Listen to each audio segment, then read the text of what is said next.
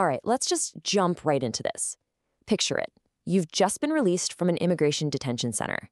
You're an asylum seeker in London, a world away from home, and you've got absolutely nothing. So what's your first move? Well, for the author of this story, it was surprisingly simple. Go back to your old street cleaning job and just hope for the best. So what actually happens when you show up to a job that isn't yours anymore? Let's find out.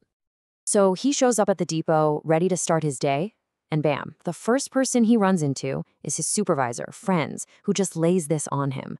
Can you imagine that feeling, that pit in your stomach?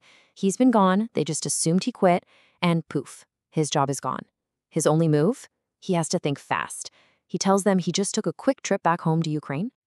Just when it feels like it's all over, that he's completely out of options, another supervisor, a guy named Nick, steps in. Nick, or Bobble as his coworkers called him, happened to overhear the whole thing. And you know what?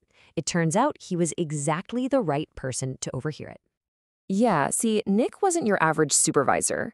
He was a Greek immigrant who had been an asylum seeker himself years ago. And on top of that, he'd actually won a pretty big chunk of money in the lottery, even bought houses for himself and his son. So he got it. He understood the struggle. He just told our guy to go home and said he'd see what he could do. A phone call later, he had an answer. The job was his. He got it back. But of course, there was a catch. He was on a trial period now. He had to prove himself all over again, working with everyone watching his every move. It was a lifeline, for sure, but a very, very thin one. And while his official job was hanging by a thread, he was about to find out that the official job, well, that was only half the story. To survive on these streets, it wasn't really about your paycheck. It was all about the side hustles, the little off-the-books jobs his community called Levaki. This whole other unofficial economy. It had its own rules, its own pecking order, and for him, it all started on day one of his probation. On that very first day back, an opportunity pops up. A homeowner has a massive pile of rubbish they need cleared from their property. Now, officially, that's a whole complicated process, but unofficially, it's a quick cash job for the crew. The truck driver, a guy named Chris, is the one who makes the deal. 150 pounds. That's what Chris, the driver, got for the job. Not a bad haul for a little off-the-books work, right?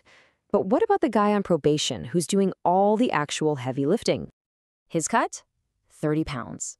Yep, the hierarchy was crystal clear. The driver with the truck who makes the deal gets the lion's share, and the guy doing the manual labor gets a fraction.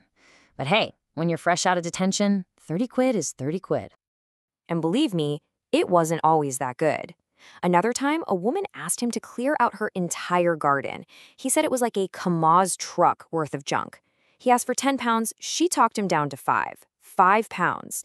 He spent the rest of his day hauling bags of trash for the price of a coffee. It was just a grueling, hand-to-mouth way to live. But you know, a life like this isn't just about the hardship and the hustle. It's also about the people you meet, the bonds you form in these really strange situations. Sometimes that's the part you remember most. So he gets assigned a new partner, a man who would become this huge character in his day-to-day life, Albert Facey. But everyone just called him Mr. Bond. And Mr. Bond, well, he was something else.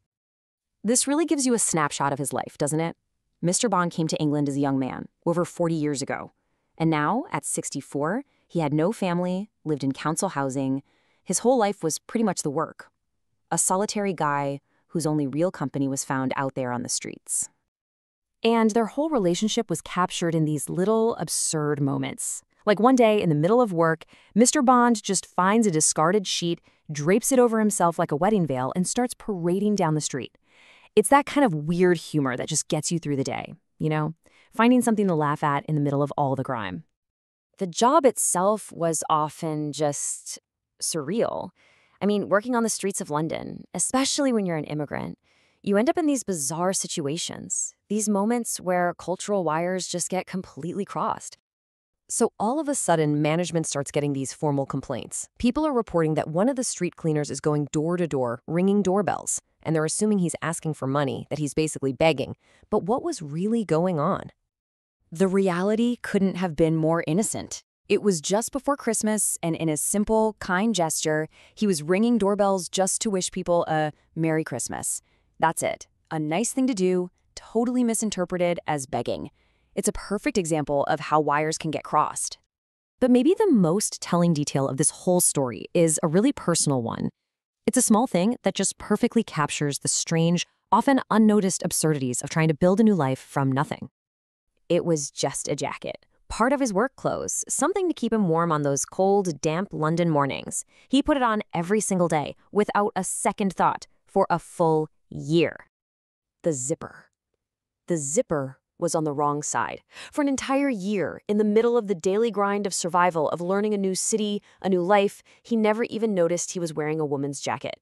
It's such a funny and kind of poignant detail, right? It just goes to show, when you're just focused on getting by, some things don't even register. It's so easy to think of these stories in terms of big, epic struggles. But maybe the real story is hidden in the details. It's in the 5-pound side hustles, the jokes with Mr. Bond, and the woman's jacket worn for a year without a clue. It really makes you wonder, what do these small, absurd moments truly tell us about resilience, about adaptation, and about the humor you can find hidden in the struggle just to exist?